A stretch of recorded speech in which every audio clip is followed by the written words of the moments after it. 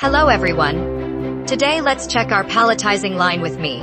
As we all know, the quality of concrete blocks depends not only on the block making machine and the quality of the raw materials, but also on proper curing.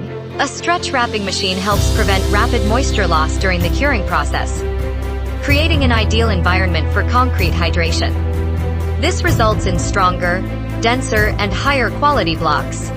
When combined with an automatic Cuber system, it minimizes damage caused by manual handling, significantly reduces labor intensity, and improves overall production efficiency. The result is better product quality and a fully automated solution that eliminates the hard work of manual dry block handling.